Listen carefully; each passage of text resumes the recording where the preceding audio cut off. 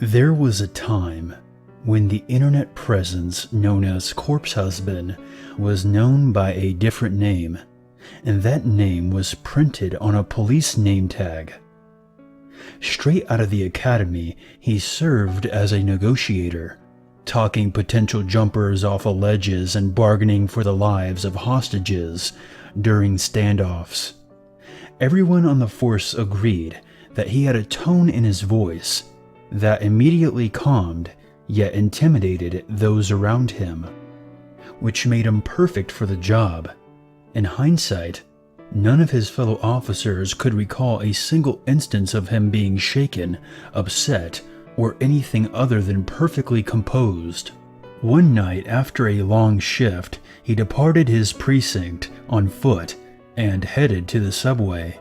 Upon reaching the platform, he took a seat on a stone bench and leaned his head back against the wall, watching his breath escape into the cold night air, and closed his eyes. He could have gone home and straight to bed, but decided instead to meet her at her stop and surprise her. They had only been married for 2 weeks, and any amount of time spent apart from her when he didn't have to would be felt wasted. She worked across town at the opera house. She had been practicing her violin solo before the upcoming concert the next weekend. She was also completely blind. She had lost her eyesight in junior high after a horrific car crash that left her in a coma for several weeks. She had long ago learned how to successfully navigate the city streets and subway stations on her own with the aid of a cane, but he still insisted on meeting her on the way home, partially because he was looking out for her, mostly because he missed her. They had met at his precinct. He had caught a guy nabbing purses while he was off duty, and when he escorted him into the police headquarters, he had overheard a young woman filling out a report about what her missing bag had looked like. Recognizing the description as one of the bags his suspect had lifted, he had returned it to her then and there, and she had instantly fallen for his voice and had asked him to dinner right before accidentally racking the thief in the groin with her cane. He had been in love with her ever since. Cracking open his eyes, he peered down at his watch. He had another 10 minutes of waiting. Instead of shutting his eyes again, he scanned the platform around him. He noticed the silhouette of a figure across the platform coming towards him. At first, he barely even registered the approaching presence, but having a cop's intuition, he was suddenly alerted to the oddities that seemed to accompany the stranger, tagging along behind him like a shadow. Firstly, even though the man was coming closer, he couldn't hear any footsteps of any kind, which confused him, as they were alone in a large, silent underground stone chamber, and any and all footsteps could have been echoed and reverberated like cannon fire across a still lake at dawn. Secondly, he rubbed his eyes harshly to make sure they weren't deceiving him. Every time the figure passed under an overhead light, it would either flicker or die completely. Thirdly, he couldn't believe he was actually processing this thought, but the figure seemed to have high-pointed ears sprouting from his head, like a rabbit. It was difficult to tell with the lights flickering and dying, but that seemed to best describe the outline of the growing shape of the stranger. Was he dreaming? Was this some kind of practical joke? When the figure was within 40 feet, with the entire platform going blind at his back, the man who would become Corpse Husband slowly, calmly reached under his coat for his service revolver. But before his hand could wrap around the handle, all the lights, as one, completely shut off. He gasped, and his hand froze in place under his coat. For about 4 seconds, he sat in the cold, complete darkness before the light directly above him flickered to life, and when it did, he nearly leapt out of his skin. Sitting right next to him was a young man with long, unkempt dark hair. He was staring at him with cold, dead, disinterested eyes. slouched back against the wall like a bored student in the back row during class.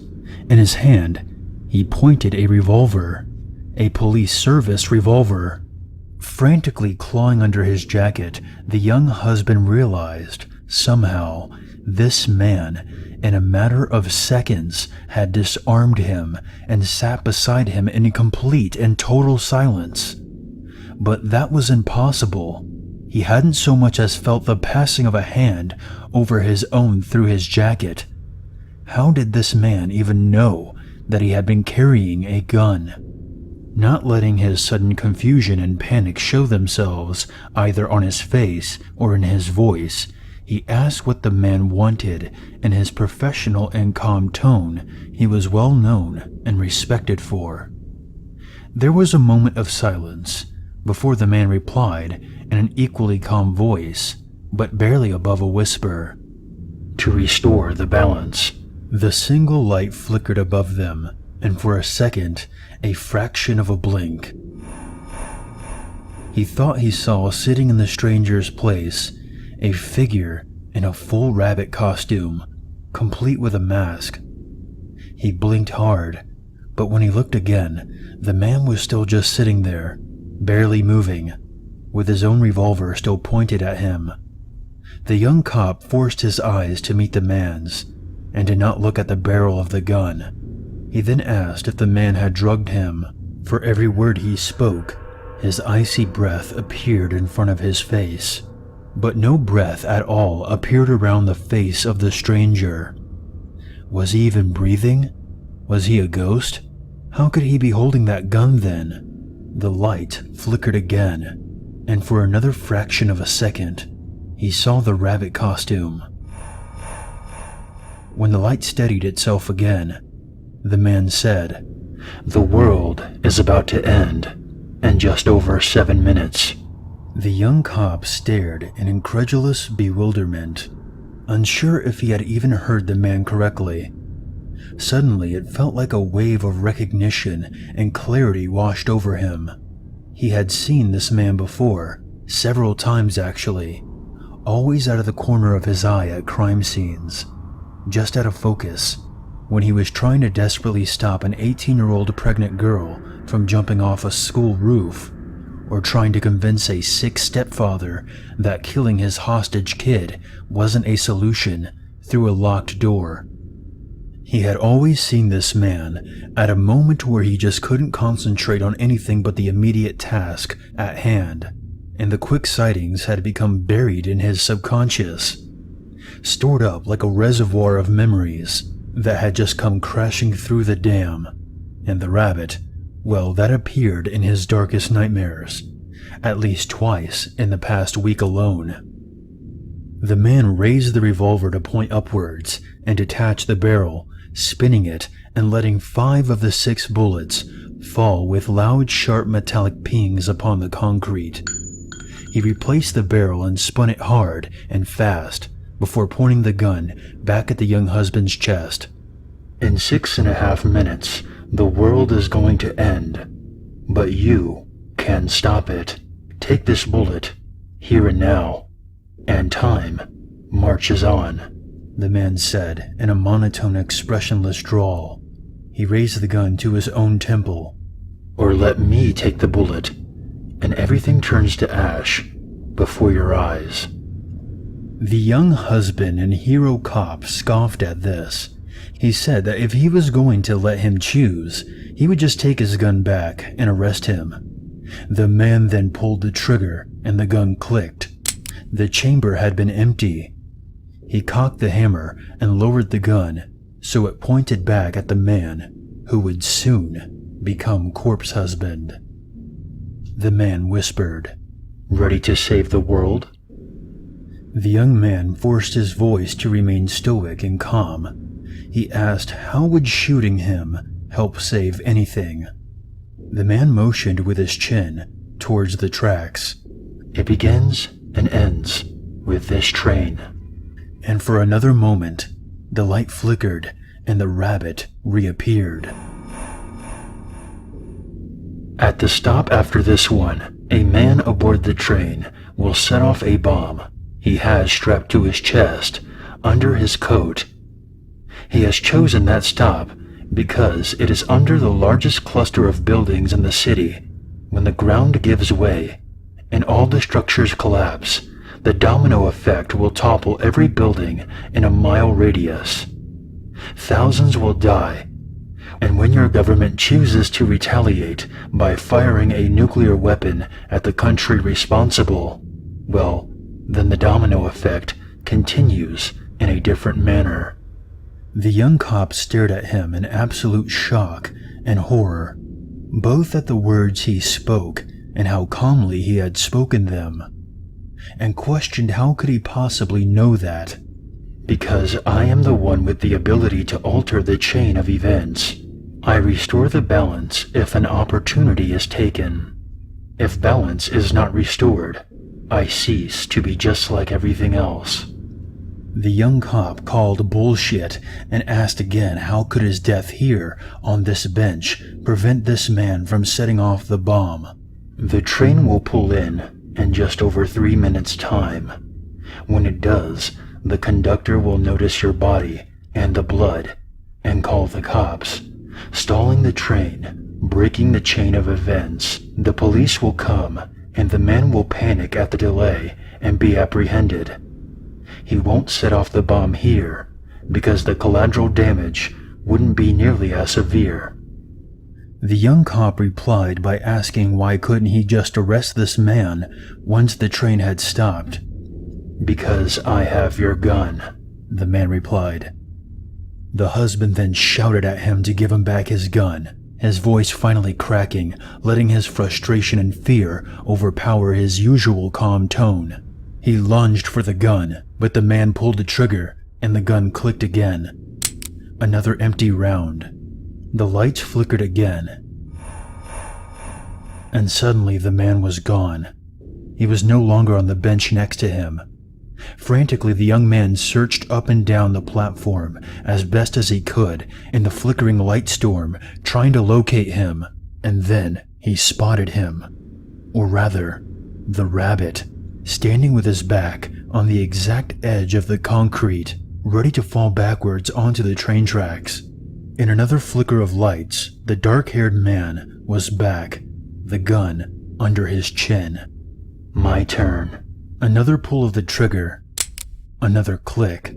The young cop charged towards him, but stopped short when the revolver was once again leveled right at his chest. The man stared at him with cold, dead eyes. Down the tunnel, the train could faintly be heard rumbling towards them. 1 minute left. Your turn. The young cop shouted in rage and panic. The gun clicked for a 4th time. 2 rounds to go. The man pointed it under his chin again. The husband shouted at him to wait. For the first time in his professional life, he was at a loss for words. He always had something reassuring to say, something to calm the deranged and alarm the fearless. He had convinced dozens of people to put the gun down over the past few short years, but this time was different. He was dealing with something inhuman, or at least something cleverly designed by a human, in a circumstance he couldn't understand. He was out of options.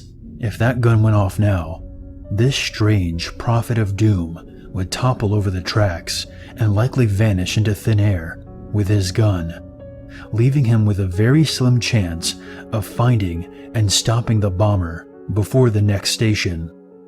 If the gun didn't go off, the rabbit man thing would shoot him instead, and maybe, hopefully, any bomb threat would be neutralized. But was he really willing to risk his life for that? Maybe the bomber was real. Maybe he wasn't. Maybe this ghostly rabbit figure was a hallucination, and maybe not. There was only one way to be sure. Only one definite way to save the city, his wife, and possibly himself. He thought of his wife and how much he loved her. As he leapt forward and tackled the man, grabbing the gun in one hand, they hit the tracks hard and grappled as the train roared into the station. Now the chain of events had been broken. The bomber wasn't reaching the next stop. His wife would live. And if he had to die, he was taking this creature with him. The brake squealed. Maybe it would have stopped in time. Or maybe not. That was how Corpse Husband came to be.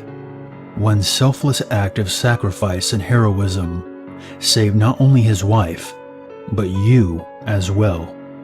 The bomber was caught, but of course, you'll never see that on the news.